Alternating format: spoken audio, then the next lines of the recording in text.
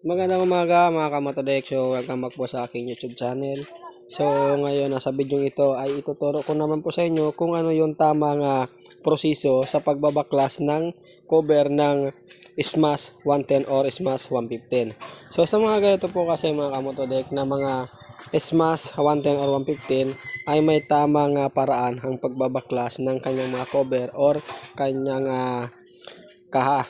Dahil kapag binaklas mo to nang hindi mo susundin yung tamang proseso sa pagtatanggal, maaaring masisira yung mga lock mo or mababasag yung inyong mga cover.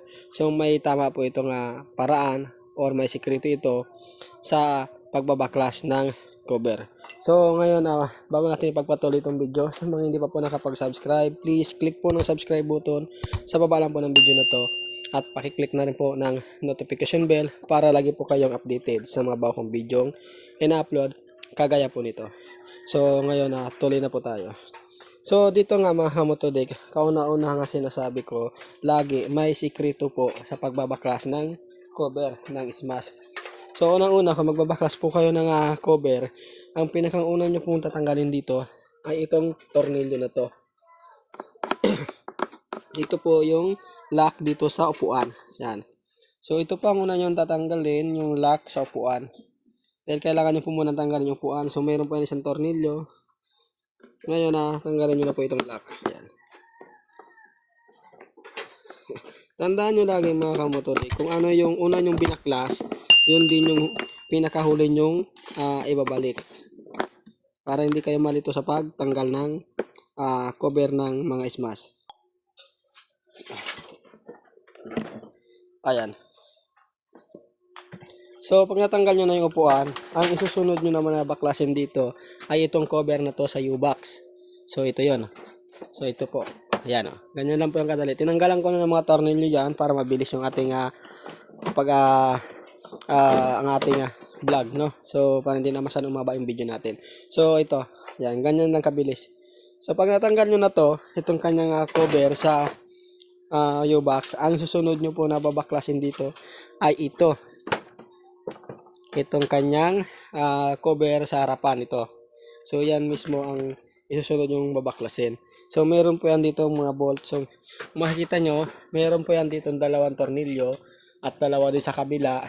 Tapos dalawa dito, dalawa dito. So bali apat po yung tornilyo nyan dyan. So meron din po yan dito sa bandang harapan. Ayan. Kung makikita nyo to, ayan, ito mismo. Yan, tatanggalin nyo itong tornilyo to. May dalawang tornilyo yan dyan, oh. So, tanggalin nyo itong isa na to. Yan. So, pakita ko sa inyo yung tamang pagbaklas nito. Yan. At pagkatapos, meron din dito. So, bali ang tornilyo nyan lahat dyan ay 6.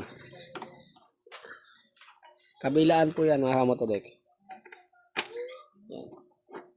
Kaya kung hindi nyo pa po alam kung ano ang tamang pagbaklas ng cover ng inyong Smash, tamang-tama sa inyo ang video na to. Ayan, so tanggal na.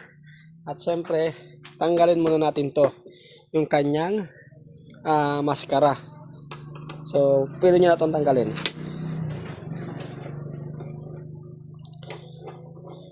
Para matanggal nyo yung cover. So, mayroon din tong dalawang tornilyo. Bukod dito sa tornilyo na to, meron din yan dalawang tornilyo dito sa baba. Ayan, kung makikita nyo. So baka hindi nyo ito makita at biglayan nyo yung pagtanggal, hindi nyo pa natanggal yung tornilyo, mapabasag yung cover nyo. Kaya tingnan nyo yung bawat sulok ng inyong mga kaha.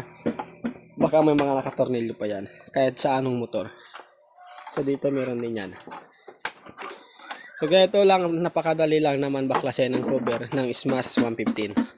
Ayan o. So tanggal na yan.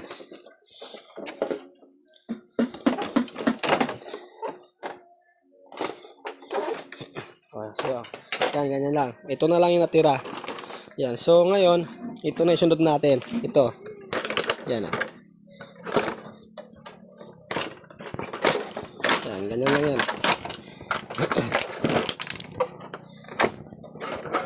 So, ayan o. So, tanggal na yung cover niya. Napakadali lang na matanggal na walang madadamage na cover. Ayan.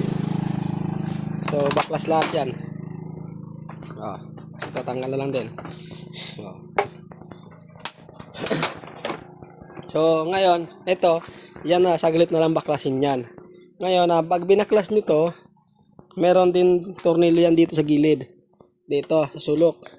Ayan. At dito, meron din yan, kabilaan po yan. So, pag babaklas nito, tanggalin nyo muna itong kanyang handlebar. At pagkatapos yung kanyang dalawang tornilyo dito. At ito, isa, dalawa, tatlo. So, may tatlong tornilyo to. So, pagka natanggal nyo yung mga tornilyo nyan, hilain nyo to, pabalik. Palabas, hilain nyo yan. Ito, pag ganon. Yan o. Hilain nyo lang po palabas yan. At isang buo nyo po itong babaklasin, itong cover na to. Isang buo ito. Yan.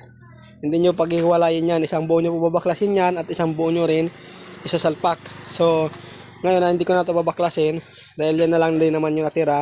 At yan din ang una inyong ikakabit kung sakali man magbabaklas kayo ng cover ng inyong mga smash. Ayan. So, lagi nyo tatandaan mga kamotodik, kung ano yung una nyong binaklas, yun din po yung pinakahuli nyong ibabalik. So, yung una natin binaklas, yung kanyang upuan, at sumunod yung kanyang U-box cover. So, yun po yung pinakahuli natin na ibabalik. So, ngayon, hanggang dito na lang po yung aking video. So, hindi ko na ibabalik yan. Hindi ko na ibabalik tong cover niya dahil may gagawin pa ako sa motor. So, ngayon hanggang dito na lang po yung video. Sana nakatulong sa inyo yung video na to.